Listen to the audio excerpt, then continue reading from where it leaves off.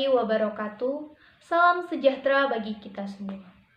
Yang terhormat Bapak Piki Setri Pernanta MPD selaku dosen pengampu mata kuliah Pendidikan Ilmu Sosial.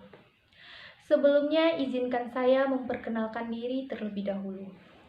Nama saya Mezerina Novella, mahasiswi angkatan 2018 Pendidikan Sejarah Universitas Riau, yang pada kesempatan kali ini akan membawakan orasi dengan tema pembelajaran IPS dan tantangannya di era pandemi.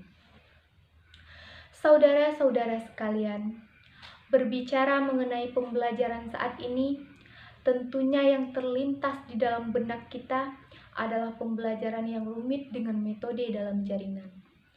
Kita semua tentu tahu bahwa saat ini Indonesia sedang mengalami peliknya kehidupan di masa tanggap pandemi.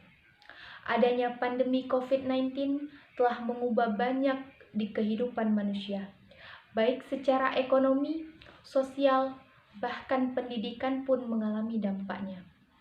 Kita dituntut dari segi kuantitas, baik dari tenaga pendidik maupun dari peserta. Saudara-saudara sekalian, kita semua mengetahui betapa pentingnya pembelajaran IPS bagi peserta didik.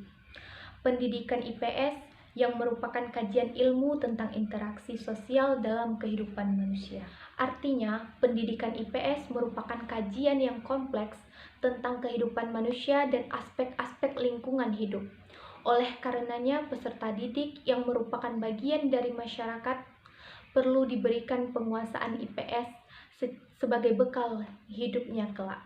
Lalu, di masa pandemi seperti saat ini, bagaimana cara memberikan IPS yang mampu dijadikan bekal kehidupan? Disinilah letak dari tantangan yang sebenarnya.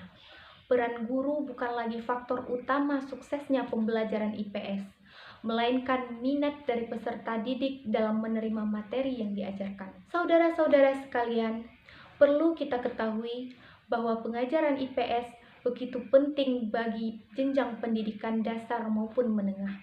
Jika tantangan pandemi adalah melalui media jaringan, tentunya media massa, media cetak, media elektronik bisa kita jadikan sebagai alternatif yang praktis untuk digunakan. Perlu kita sadari lagi bahwa dunia yang sekarang telah mengalami banyak perubahan-perubahan yang cepat, baik di segala bidang.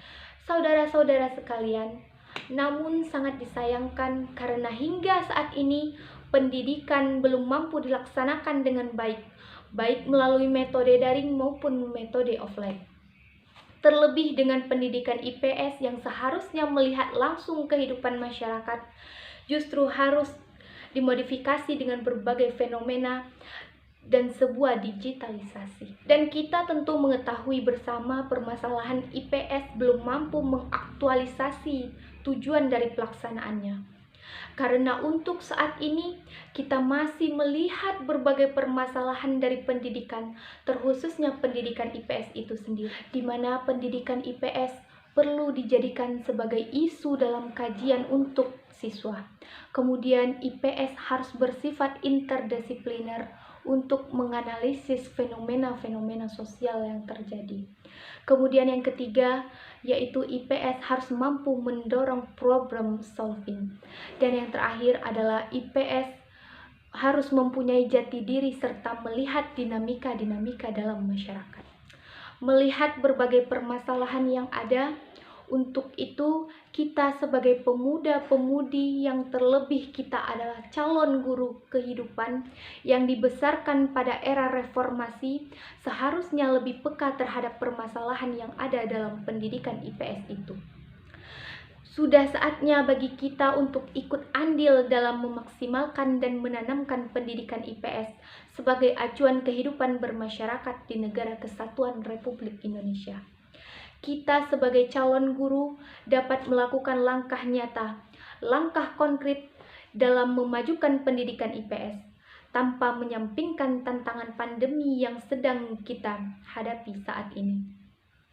Kita memiliki potensi yang begitu besar di masa muda, dan kita juga harus mempunyai keberanian untuk melewati tantangan yang ada dalam usaha untuk membawa kita menuju akhir yang pastinya jauh lebih baik. Itu saja yang dapat saya sampaikan, lebih dan kurang saya mohon maaf. Hidup rakyat Indonesia.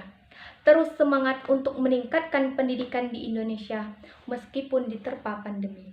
Terima kasih. Wassalamualaikum warahmatullahi wabarakatuh.